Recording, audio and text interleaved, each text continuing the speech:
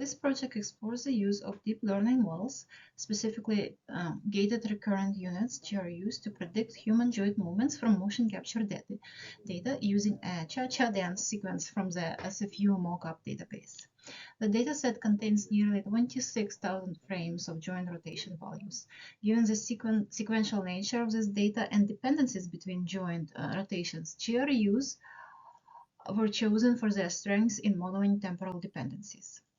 The data was first pre-processed, converted from FBX to CSV, cleaned, normalized, segmented into overlapping sequences using a sliding window algorithms. This structure allowed the model to learn from recent joint movements when predicting future ones. The model architecture included two GRU layers. The first retained sequence output, passing temporal information to the second GRU layer, which condensed it into a summary vector.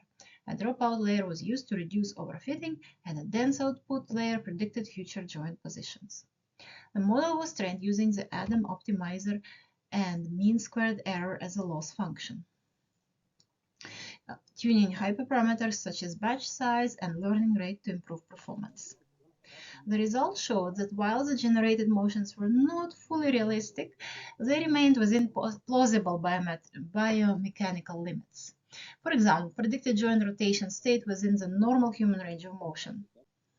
This suggests that the model successfully learned the general structure of motion dynamics, even if the finer details or nuances of human movements were lacking. The main limitation is the amount of training data. A single motion sequence is not enough for the model to generalize across varied movements. To generate more lifelike, smooth, and responsive animations, the model would need to be trained on a more diverse and extensive data set.